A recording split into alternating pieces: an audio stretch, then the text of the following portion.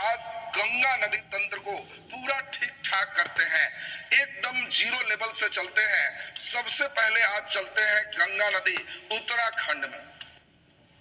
हम ये मान के चलते हैं कि पिछला बेसिक वीडियो आपने किया है, इसलिए इसको थोड़ा स्पीड में कर रहे हैं और फिर इसको तेजी में हम लोग निकालते चले जाएं। तो सभी लोग अब हमारे साथ एकदम ध्यान दीजिए और उत्तराखंड में हम लोग गंगा रिवर को पहले समझेंगे, फिर उत्तर प्रदेश में समझेंगे, तब बिहार में समझेंगे और बिहार के बाद तब हल्का झारखंड कहां टच करता है और तब बंगाल में समझेंगे। उसके पहले हम एक क्वेश्चन से चेक करना चाहते हैं कि आप लोग का कंसेप्ट लेवल कितना अच्छा है। आपको एक हिस्ट्री और ज्योग्राफी को कभी कभी सेटर जोड़ देता है। देखो, इतिहास उन बच्चों का बहुत बेहतर हो जाएगा जिनके भूगोल अच्छे। कई बच्चे हमें कहते हैं कि सर इतिहास हमें क्लियर नहीं होता है, तो घबराने की बात ही नहीं। भूगोल ठीक है तो हिस्ट्री अपने से ठीक हो जाएगा, क्योंकि आप सभी चीज का बेसिक जान रहे हो, तो इसमें आपको बहुत समस्या नहीं हो। अब इसमें थोड़ी सी बात आप ध्यान से सुने। आप इतिहास में अभी हम इधर से इधर चल रहे हैं, ये मान के मत चलना कि अगर तुम ग्रेजुएशन लेवल का एग्जाम दे रहे हो तो जो चीज हम बोल रहे हैं वही चीज आए। वो चीज को वो लड़के करते हैं जिनको केवल रटना मात्र रहता है। हम आपको जो समझा रहे हैं उससे आपके दिमाग में जो बौद्धिक परिवर्तन हो रहा है, जिन स्थितियों को आपका दिमाग प्राप्त कर रहा है, उससे प्रश्न को बनाना हो। और हम भूगोल पढ़ा रहे हैं, कभी इतिहास पढ़ाएंगे, उसको दोनों को जोड़ करके आपको क्वेश्चन पूछेंगे। और इसीलिए अब आप लोग यहाँ पे एक बात सुने, हम अभी आपका एक प्रीवियस नॉलेज टेस्ट करते हैं, तब धीरे धीरे क्वेश्चन चलेंगे। आप सभी लोग इतिहास में जितने बच्चे पढ़ रहे हो, इस सभी लड़के एक नाम सुने होंगे, 23 जून 1757 पलासी का युद्ध। ये पलासी के युद्ध की बात सभी लड़के को मालूम है। 23 जून 1757। आपको हिंट्स भी दे दे, पलासी जो है ये बंगाल में स्थित है और हम लोग बंगाल के नवाब वर्सेस अंग्रेज की लड़ाई थी, ये तो हिस्ट्री में समझेंगे। हम लोग को इतिहास से भूगोल कैसे आता है, इस चीज को हम समझा रहे हैं। और धीरे धीरे अभी तो टेस्ट ले रहे हैं, फिर पूरे समझाने के बाद हम देखेंगे आप कितना अच्छा करते हो। आपको हम क्वेश्चन दे रहे हैं कि पलासी, अब पलासी के युद्ध में लिखेगा पलासी गांव किस नदी के किनारे स्थित है, किस नदी के किनारे स्थित है। बहुत अच्छा प्रश्न है, ये प्रश्न अभी तक नहीं आया है, लेकिन मुझे ताजा प्रश्न में ज्यादा इंटरेस्ट है। मैं उन बच्चों से एकदम खुश होता हूं जो लोग बहुत बढ़िया समझते हो। राकेश जी लिख रहा है वेस्ट बंगाल। हमें वेस्ट बंगाल से नहीं मतलब है, आपको चॉइस देंगे नदी। पलासी गांव किस नदी के किनारे स्थित है? चॉइस ए आपको है अलकनंदा, अलकनंदा। चॉइस बी आपको है भागीरथी, भागीरथी। चॉइस सी आपको दिया हुआ है कोसी, कोसी। और चॉइस डी आपको दिया हुआ है दामोदर, दामोदर रिवर आपको दिया हुआ है। पलासी गांव किस नदी के किनारे स्थित है? कई लड़के हुगली और गंगा कर रहे हो, हमारे चॉइस में हुगली गंगा है ही नहीं, है ही नहीं। इस चॉइस को देख करके आप आंसर करो तो समझें कि आपका प्रीवियस नॉलेज कितना बढ़िया है और कितना बढ़िया से समझना है। रवि जी भागीरथी बोल रहे हैं, तो आप देखिए रवि जी भागीरथी नदी कर रहे हैं, तो आप अभी ठीक से समझिएगा। बहुत बढ़िया, वेरी गुड। भागीरथी कुछ बच्चे और बोल रहे हैं, अरे वाह, जबकि भागीरथी नदी हमने पिछले क्लास में बताया था भागीरथी और उत्तराखंड में है, अलकनंदा उत्तराखंड में है। और हमने अभी बताया कि पलासी गांव जो देख रहे हो ये बंगाल में है, ये बंगाल की बात चल रही है। आप फिर से आंसर सुधारना चाहते हो तो सुधार लो और फिर से आंसर सोच के बताओ।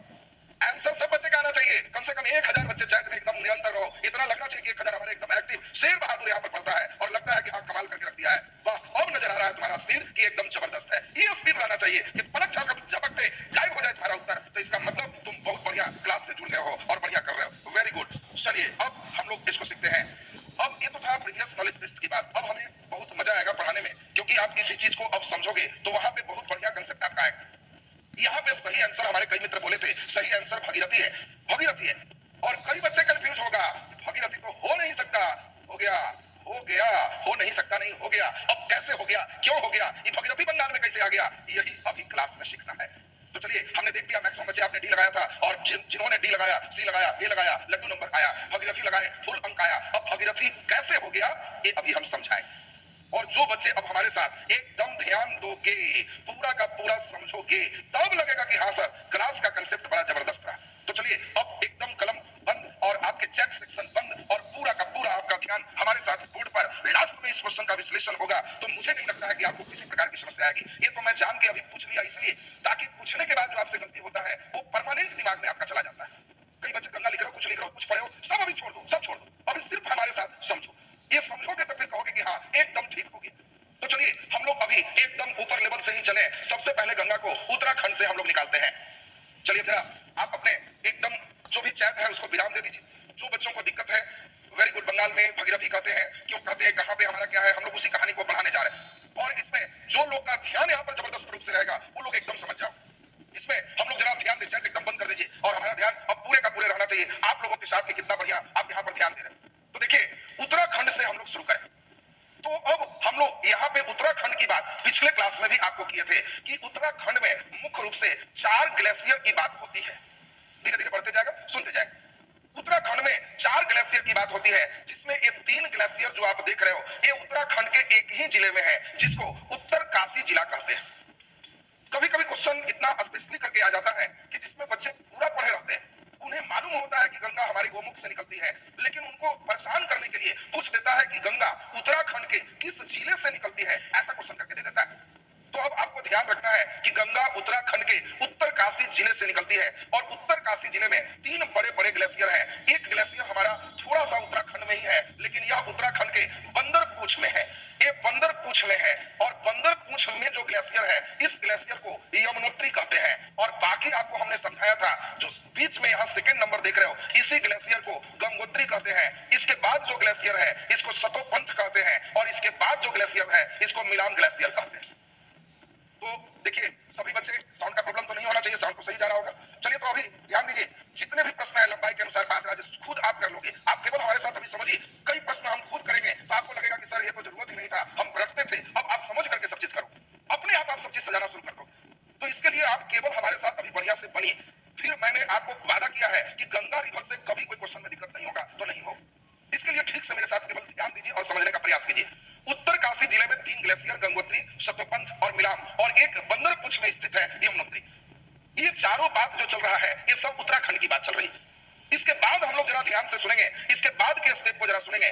गंगोत्री से एक रिवर निकली थी और इस रिवर का नाम आप सभी को समझाए थे कि गंगोत्री से जो रिवर निकली है इस रिवर को हम लोग इधर जब तक गोमुख नहीं आता है तब तक दूसरे नाम से जानते हैं। गोमुख के बाद तब इसी रिवर का नाम हम लोग देखते हैं भागीरथी हो जाता है। और एक राजा थे भगीरथ, और भगीरथ के बारे में ही कहानी है कि भगीरथ राजा ने ही तपस्या के द्वारा गंगा को पृथ्वी पर लाया। अब भगीरथ लाया कि नहीं लाया वो कहानियों के फेर में मैं नहीं रहूं, सिर्फ आपको हमने बता दिया कि एक राजा के नाम से इसका नाम भागीरथी नदी। आप कभी भी गंगा की ओर जाओगे तो यहीं तक तुम जा पाओगे, भागीरथी तक ही जा पाओगे, क्योंकि ये पहाड़ के ऊपर ये नदी है जानवी और जानवी रिवर तक कोई नहीं जाता।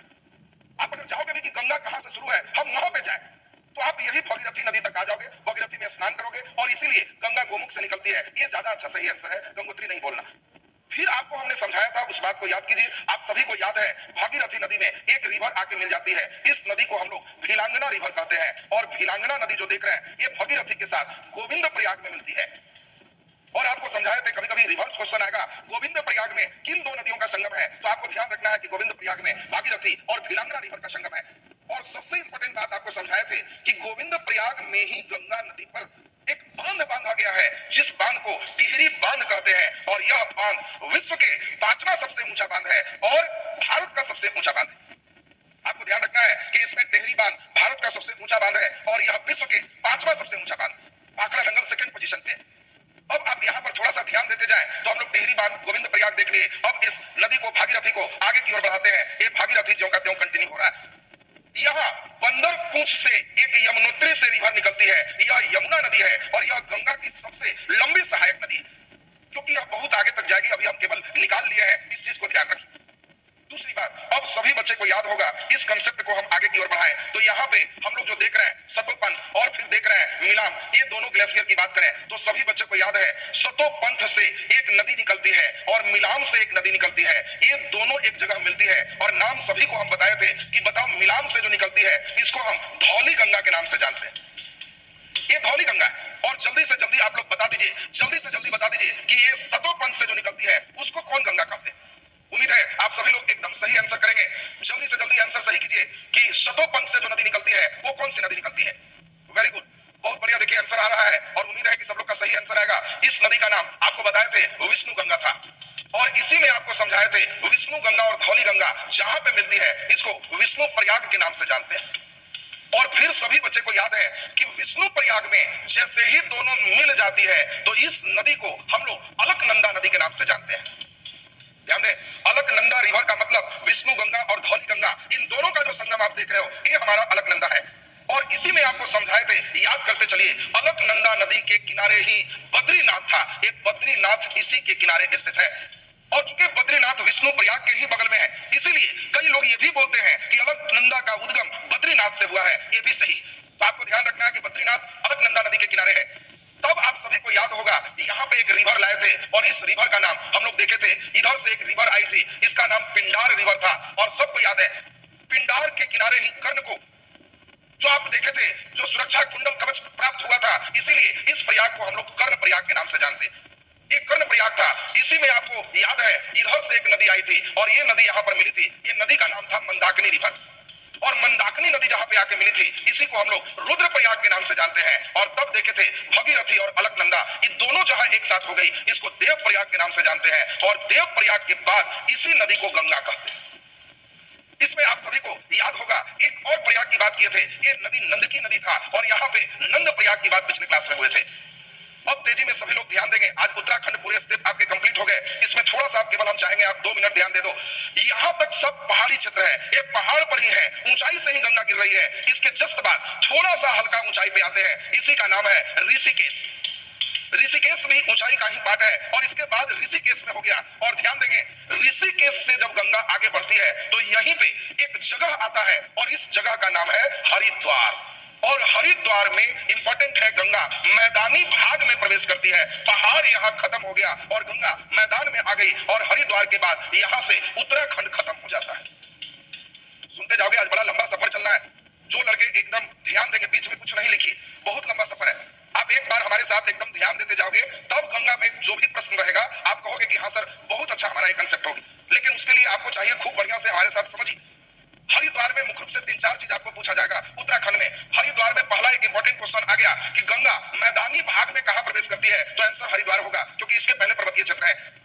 दूसरा सबसे इंपॉर्टेंट आपके लिए यहाँ पे है, जिसमें आपको क्वेश्चन आएगा कि गंगा नाम कहां पड़ता है। बहुत अच्छा क्वेश्चन, ध्यान दीजिए, गंगा नाम कहां पड़ता है। तो आपको ध्यान रखना है कि देवप्रयाग में, देवप्रयाग में भगीरथी और अलकनंदा ये दोनों नदियां मिलती है, और उस नदियों के संगम को हम लोग गंगा कहते हैं। तो आपको ध्यान रखना है कि देवप्रयाग में भगीरथी और अलकनंदा मिलती है, इसके ज्वाइंट को, इसके संगम को तब यहाँ के बाद यहाँ गंगा कहते हैं, और ये जो संगम स्थल है ये देवप्रयाग। अब हम लोग यहाँ पर देख लिए, बद्रीनाथ आपको हमने बता दिया अलकनंदा नदी के किनारे है, और केदारनाथ मंदाकिनी नदी के किनारे है। कभी कभी केदारनाथ भी आपसे पूछना है। अब यहाँ के बाद सबसे इंपॉर्टेंट चीज है, अब गंगा यहाँ के बाद उत्तर प्रदेश में एंट्री कर रही है। मैदानी भाग में हरिद्वार में आ गई, अब गंगा पूरे मैदान में ही चलेगी।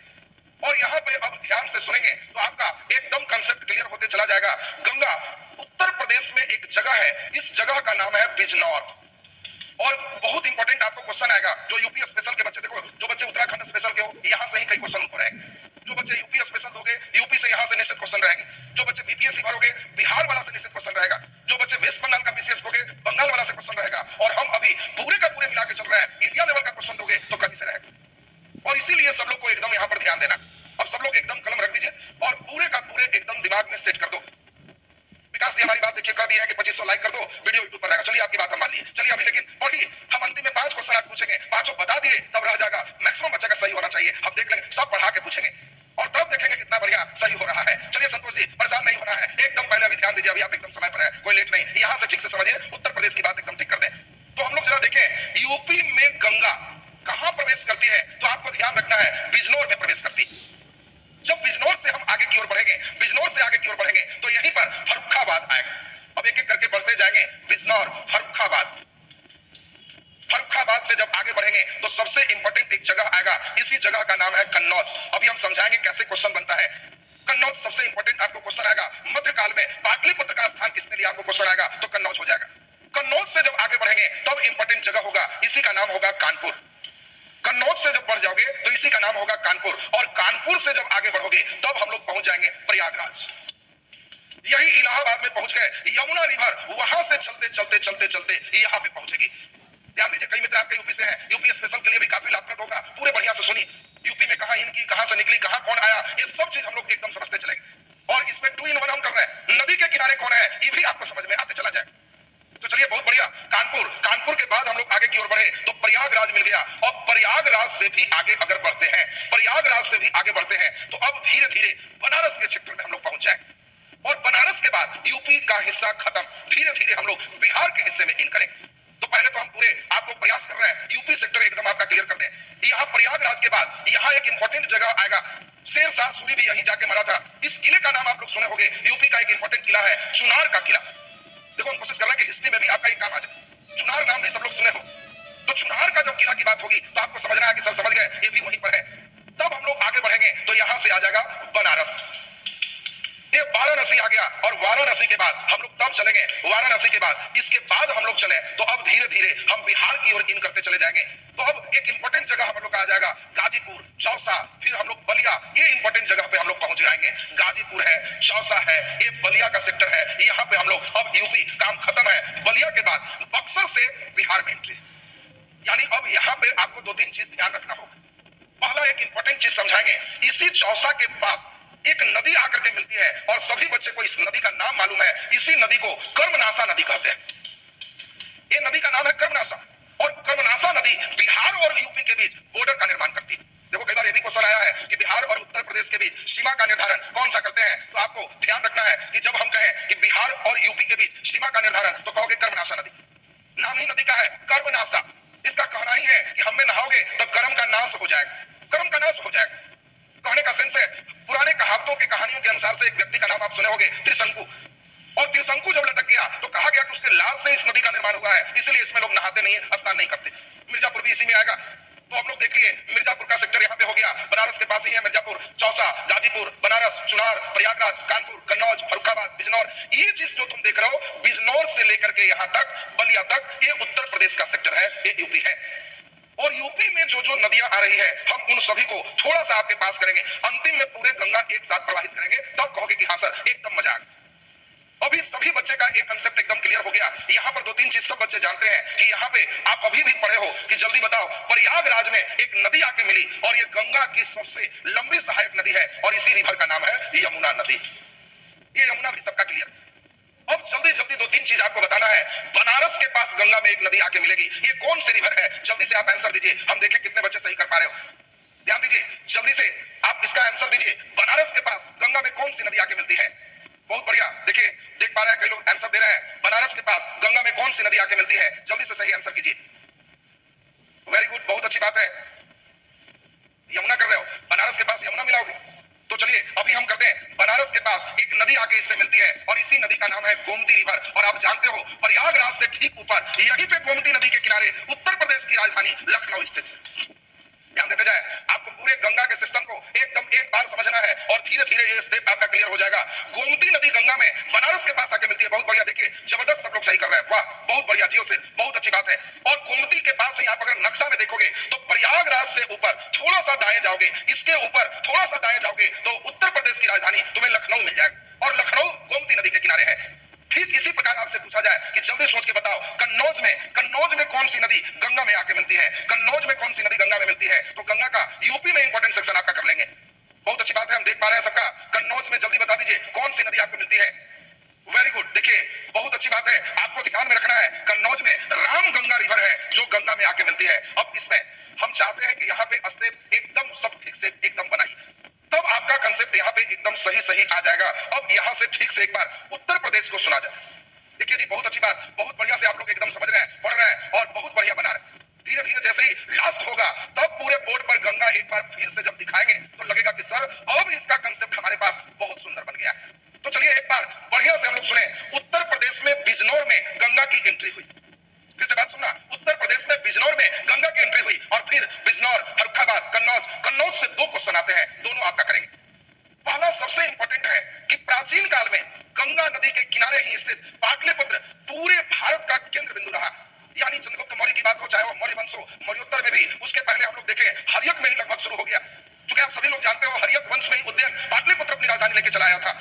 तो हर्यक वंशों से सुनाग में भले ही आप शिशुनाग जानते हो वैशाली राजधानी किया, लेकिन फिर उसी का बेटा उसी के देखेंगे वंश में कालासो राजधानी फिर पटना ले आया।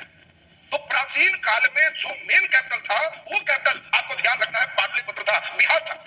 लेकिन मध्यकाल जब तुम्हें पढ़ाएंगे, जब त्रिपक्षीय संघर्ष पढ़ाएंगे और त्रिपक्षीय संघर्ष में आप पढ़ोगे पाल, प्रतिहार और राष्ट्रकूट, ये मध्यकाल में सबसे मेन सेंटर जो आएगा वो मेन सेंटर कन्नौज होगा। और इसीलिए यहाँ हिस्ट्री से रिलेटेड दो ऑब्जेक्टिव क्वेश्चन आते हैं।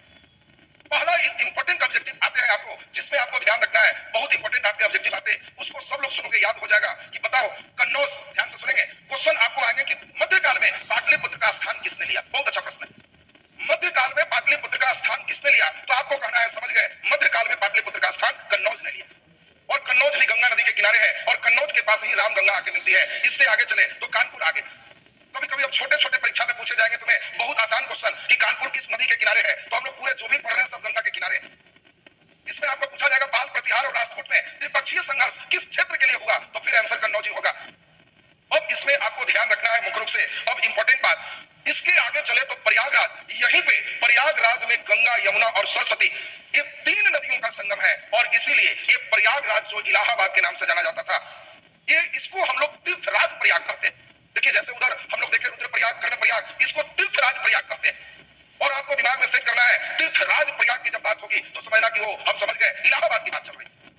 इसके बाद हम लोग जरा ध्यान से यहाँ पे बैठाएंगे, तब आगे बढ़े चुनार। आपको हमने बताया कि चुनार का किला बहुत इंपॉर्टेंट है। फिर इसके बाद आगे बढ़े तो बनारस, बनारस भी गंगा के किनारे है, इसको मुक्ति धाम बोला जाता है। मतलब कोई व्यक्ति अगर बनारस में मरता है तो डायरेक्ट स्वर्ग है, सीधा है, ये हिंदू धर्म की मान्यता के अनुसार ये मुक्ति धाम बोला जाता है। आप हरिश्चंद्र की कहानी जो सुने हो वो फिर यही काशी, यही बनारस के लिए बना था। तो हम लोग जरा देखें सरस्वती किधर है, तो सरस्वती को ही हम लोग पढ़े हैं घग्गर नदी कहते हैं। कब? जब एकदम प्राचीन हम लोग ऋग्वैदिक पीरियड पढ़े थे तब।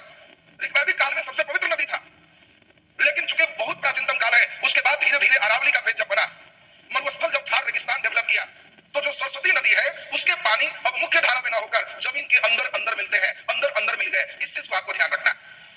तो अब इसमें आपको दिमाग में सेट रखना है, सरस्वती बाहर से दिखाई नहीं देती, वो सरस्वती अंतःस्थलीय नदी है, स्थल के अंदर प्रवाहित होने वाली नदी है, और स्थल के अंदर भी नदी हो सकती। आप कहीं भी कोई भी बोरिंग करते हो अंदर से पानी आता है, कैसे आया? वो अंदर में भी बालू है, नदी का कुछ स्थल है, उससे तुम्हारा पहुंच पा रहा है। तो सरस्वती उसी टाइप का आपको दिमाग में सेट रखना है। अब यहाँ पे आपको ध्यान रखना है गाजीपुर, फिर चौसा। चौसा की लड़ाई आपने सुना है, कुमाऊं जब पढ़ोगे तो घाघरा नदी यहीं पर आएगा, और हम लोग देखेंगे यही चौसा के बाद बलिया के सेक्टर से यूपी का क्षेत्र क्रॉस कर गए। अब सबसे इंपॉर्टेंट आ रहे हैं जो बच्चे बिहार से हैं, उन लोग के लिए सबसे इंपॉर्टेंट अब आएगा बिहार में गंगा नदी। और बिहार में गंगा नदी की बात जब हम लोग चलेंगे तो पूरा का पूरा स्टेप आपका क्लियर होगा। अब इसमें ध्यान दीजिए, बहुत अच्छी बात है। देखिए विकास जी कह रहे हैं जैसे लूनी नदी, लूनी, लेकिन लूनी के साथ दिक्कत है, लूनी आगे दिखाई देती है, लास्ट उसका अंतःस्थलीय हो जाता है। बहुत अच्छी बात है, आप उदाहरण अच्छा दिए, लेकिन लूनी शुरू में दिखाई देता है, अंतिम में वो किसी महासागर से नहीं मिलता, स्थल में ही विलीन हो जाता। और सरस्वती शुरुआत से ही विलीन है, ये दोनों में मेन बेसिक डिफरेंस। अब जरा यहां पर ध्यान से सुनेंगे, बलिया के बाद बिहार में गंगा की एंट्री कर रहे हैं, तो आपको ध्यान रखना है बिहार में गंगा बक्सर से इन करता है। बहुत इंपॉर्टेंट आपका क्वेश्चन आएगा, जो बच्चे बिहार से हो उन लोग खूब बढ़िया से सुनना, फिर कई प्रश्न चलेंगे और तब देखेंगे आप कितना बढ़िया इसमें कर पाते हो। तो बिहार में गंगा बक्सर में प्रवेश करता है, ये चीज आपको दिमाग में सेट करना है। बक्सर से जैसे जैसे आगे की ओर बढ़ेगा तो बक्सर से आगे फिर बढ़ेगा तो आरा, छपरा, ये सभी जगह ये गंगा उसको मिलते चला जाएगा। छपरा से आगे बढ़ेंगे दानापुर, दानापुर से आगे बढ़ेंगे तो पटना, पटना से फिर हम लोग आगे बढ़े तो फतुहा, फतुहा से आगे बढ़े तो इसमें जो मेन मेन पटना का ही जगह है इसको लिख रहे हैं ताकि नदी को आप समझ पाओ कौन किसकी सहायक नदी रही है। इसमें अब जरा ध्यान से, अभी कोई कमेंट्स नहीं, ध्यान से एकदम सुनना, क्योंकि बहुत इंपॉर्टेंट फैक्टर यहाँ पे चल रहा है। और जो लड़के यहाँ पे एकदम ध्यान दोगे, केंद्रित रहोगे, उन लोग को एकदम क्लियर होते चला जाएगा। तो इसमें हम लोग जरा ध्यान दें, बात सुन लीजिए। फतुहा, फतुहा के बाद जब आगे बढ़ेंगे तो बाढ़, मोकामा, मुंगेर, ये सब जितना देख रहे हो, मुंगेर के बाद आगे बढ़ोगे भागलपुर, भागलपुर के बाद आगे बढ़ोगे तो यहां से कटिहार, और कटिहार के बाद झारखंड इन कर जाएगा। मुख्य रूप से कटिहार का बहुत छोटा हिस्सा टच करता है। अब गंगा की बात अगर बिहार में हम करें तो बिहार में गंगा बक्सर से लेके भागलपुर तक ही, कटिहार एकदम टच किया है, मेन भागलपुर है, ये भागलपुर तक का जो हिस्सा देख रहे हो ये बिहार में। यानी अब इंपॉर्टेंट बात हम लोग सुनेंगे। अब एक एक चीज यहाँ पर ध्यान देना, क्योंकि यहाँ पे गंगा के बारे में जो जो तथ्य हम आपको समझा रहे हैं वहां से आपका बेस बहुत बढ़िया मिल जाएगा। इसमें अब आपको ध्यान रखना है जो जो इंपॉर्टेंट बात आपको समझाने जा रहे हैं उन सभी चीजों पर। ये जो आरा देख रहे हो ये पूरे सोन का किनारा यहाँ पर मुख्य रूप से है, और सोन नदी दानापुर के पास गंगा में आके मिल जाती है।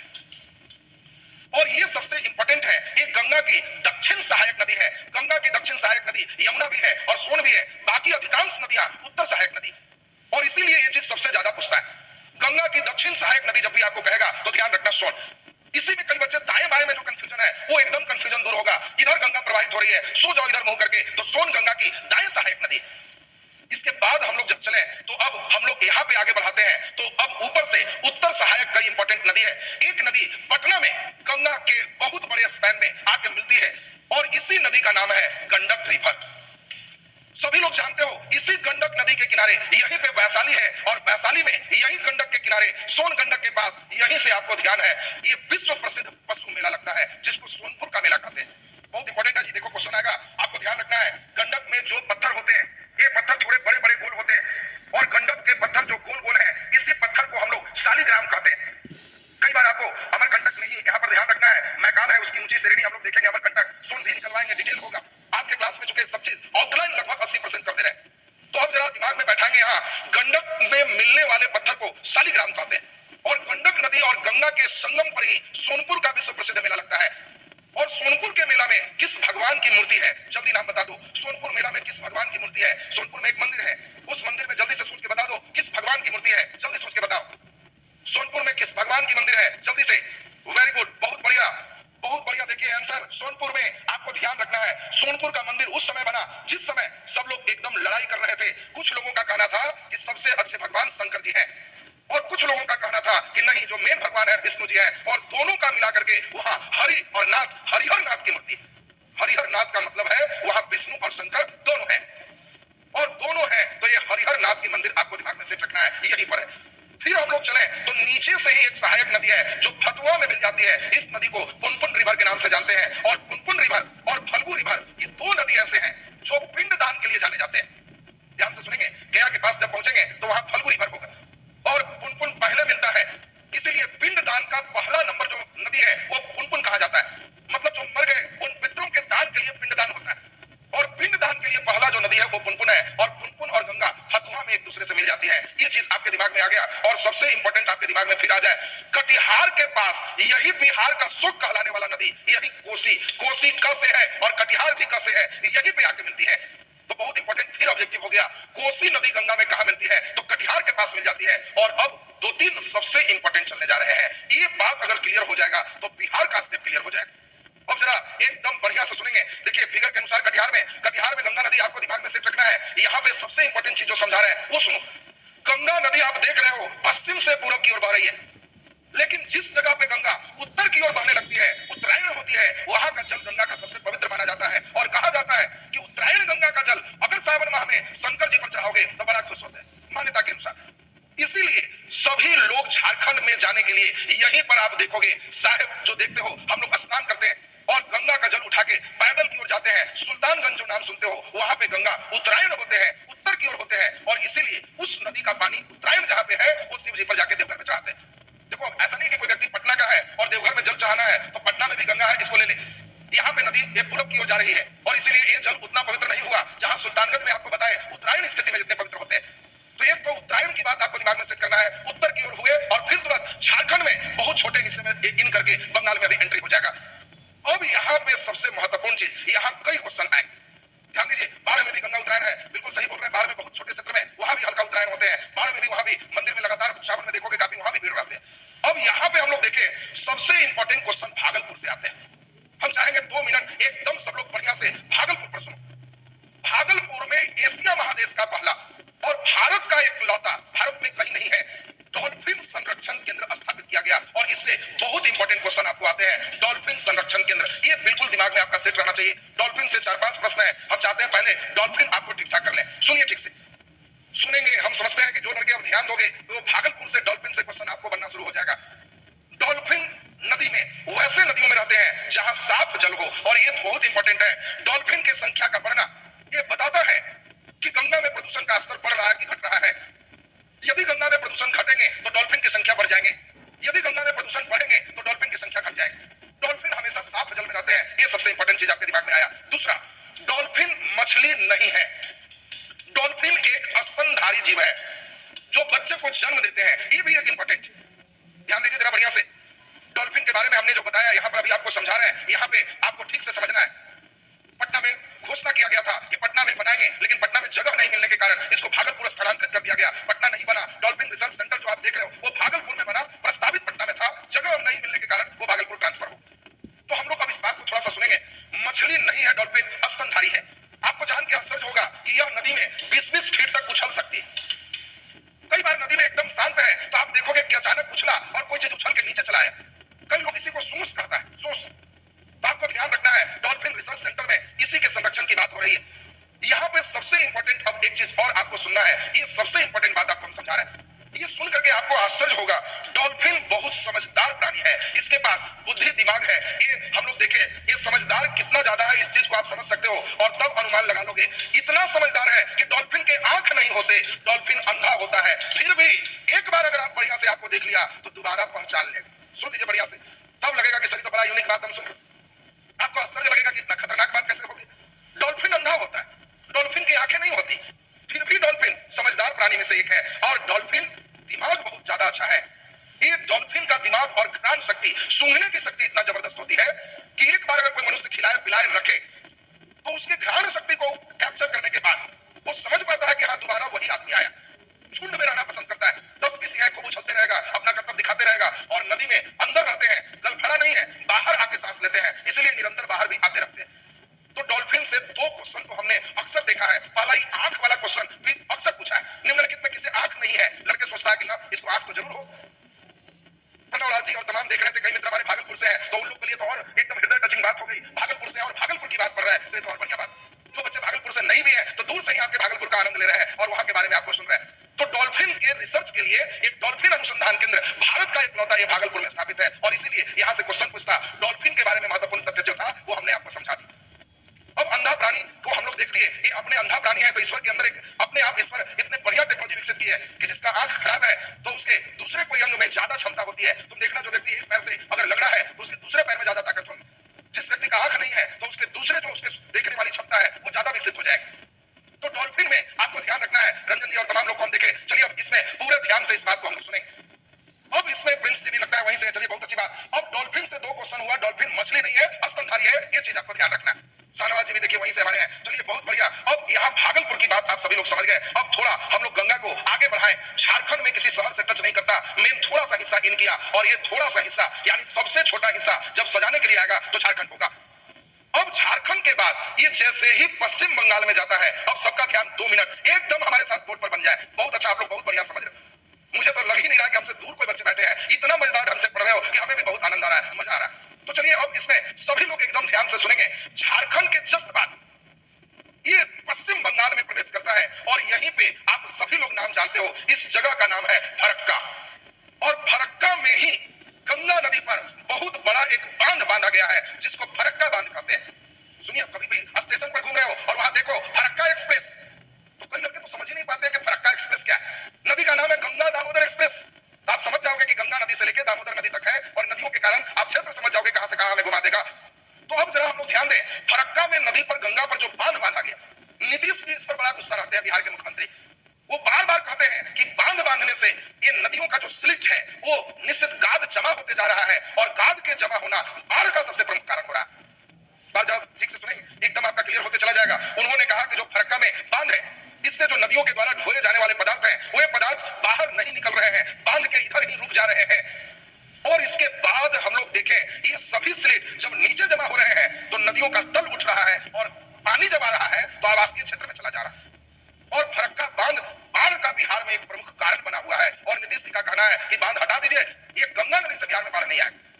लेकिन ये बांध अभी है और इस बांध के कारण अब इंपॉर्टेंट जरा ध्यान देंगे। बहुत बढ़िया, देखिए अल्ट्रासोनिक साउंड छोड़ते हैं, बहुत बढ़िया, जो भी अंधे होते हैं, आंख से कमजोर होते हैं, सभी पराश्रवित रंग छोड़ते हैं, चाहे वो चमगादड़ हो चाहे डॉल्फिन हो, सबके साथ वही बात होती है। तो चलिए अब हम लोग जरा सुनेंगे। यहाँ पे सबसे इंपॉर्टेंट चीज है फरक्का नदी, जो यहाँ फरक्का बांध देख रहे हो, यहाँ से गंगा 2 भागों में बट जाती है। अब हम चाहते हैं सभी बच्चे का 2 मिनट एकदम जबरदस्त ध्यान बोर्ड पे रहना चाहिए, नो कमेंट, एकदम सुनिए बढ़िया से और तब लगेगा कि हाँ सर एकदम मजा आ गया। ध्यान से सुनेंगे। तो हम लोग साहेबगंज का हिस्सा जो हम लोग देखेंगे वो झारखंड का बस वो छोटे से लाइनिंग में केवल टच किया और निकल गया। बंगाल में हम लोग देखें, यहाँ फरक्का के पास गंगा नदी 2 भागों में बट गई, एक नीचे की ओर चल दी और इसी नदी को हुगली रिवर के नाम से जानते हैं।